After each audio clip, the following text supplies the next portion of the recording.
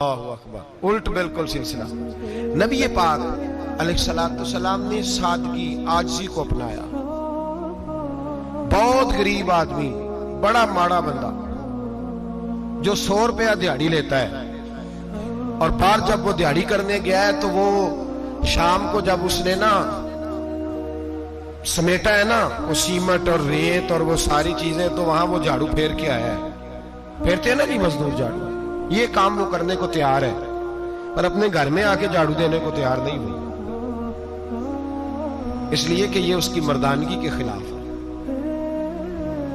باہر جب وہ گیا ہے، کسی ہوٹل میں کام کر رہا ہے، ٹائی پینٹ کوٹ پہن کے وہ بڑا اچھا، وہاں اگر اس کو برتن دھونے پڑے تو دھو لیے، بلکہ اگر ناراض نہ ہو جائیں باہر رہنے والے ساتھی تو ڈھیروں لوگ باہر جا کے ہوٹلوں میں برتن مانجتے ہیں، لیکن وہاں ان کے روب کو، ان کے نام کو کوئی دھبا لگتا، لیکن گھر کے اندر جس برتن میں انہوں نے خود روٹی کھائی ہے، اگر ان کو یہ کہہ دیا جائے نا کہ یہ دھو لو، تو پھر تو طلاق تک نوبت آ جاتی، پھر تو مسئلہ خراب ہے۔ پھر تو ہو سکتا ہے کہ بیوی کی اماں کی بھی خیر نہ ہو، تجھے اس نے سکھایا کچھ نہیں، مجھے تو نے کہہ دیا اٹھ جا۔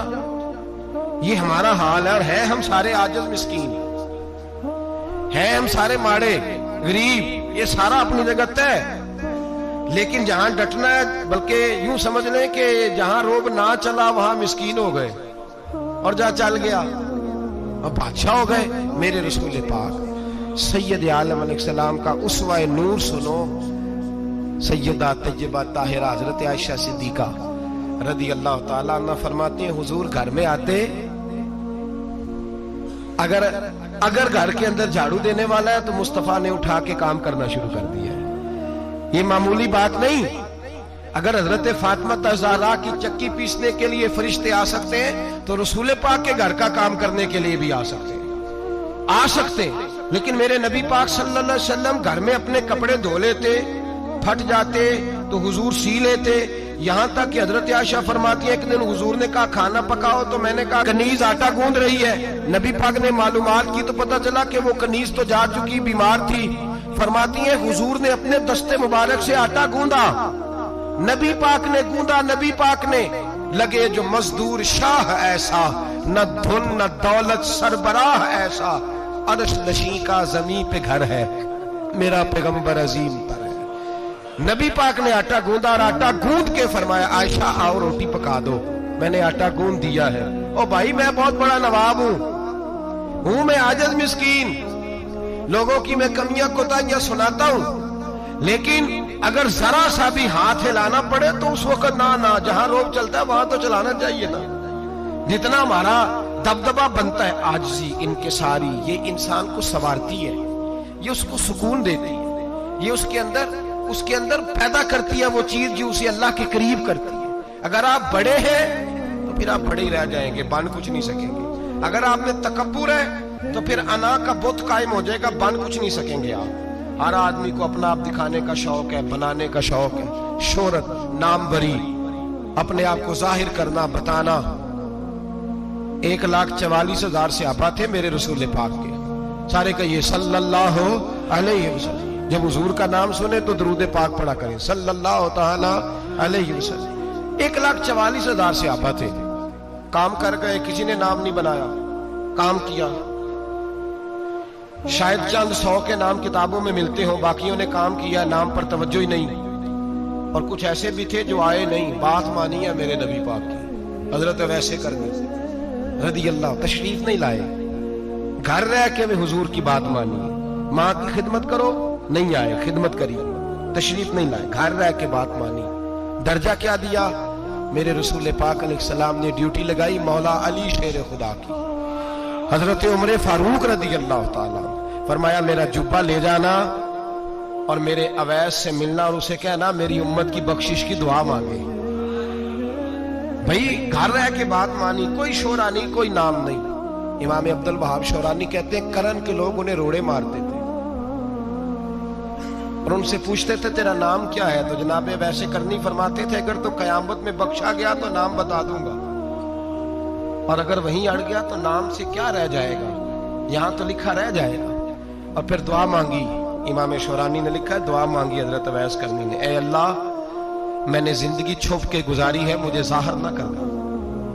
میں سراپا مخزن راز تھا اور رہا تھا مدتوں راز میں, یہ تو تیرا شوق دید کشاں کشاں مجھے کھینچ لایا مجاز میں.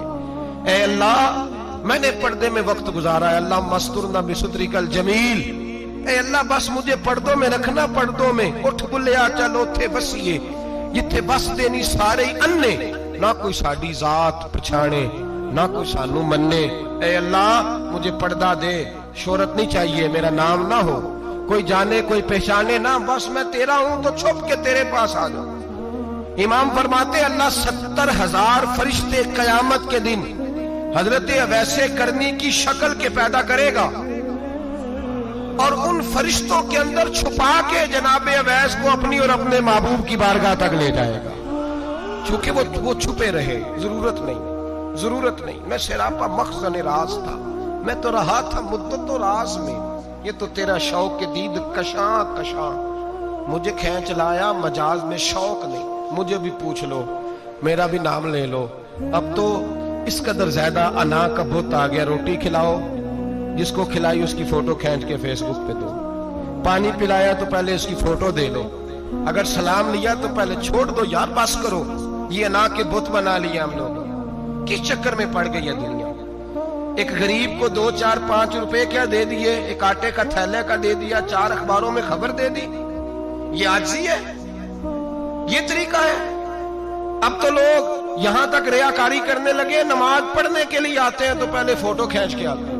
جمعے کی تیاری کرتے ہوئے بس کر دیں, بس کریں, کہیں رکیں, کسی جگہ سٹاپ کریں, اپنے اندر انکساری پیدا کریں.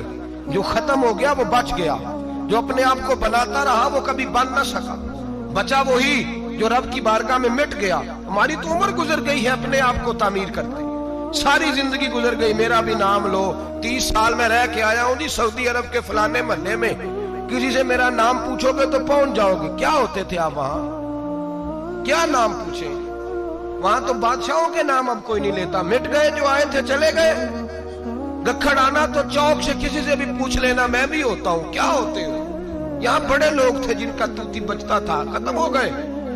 تو اور میں بھی جانے والے, اور زمانہ آئے گا. مٹنے کے لیے دنیا آئی ہے. اگر دنیا میں خود بخود اپنے آپ کو مٹا کے رکھو گے تو اللہ عزت عطا فرمائے گا.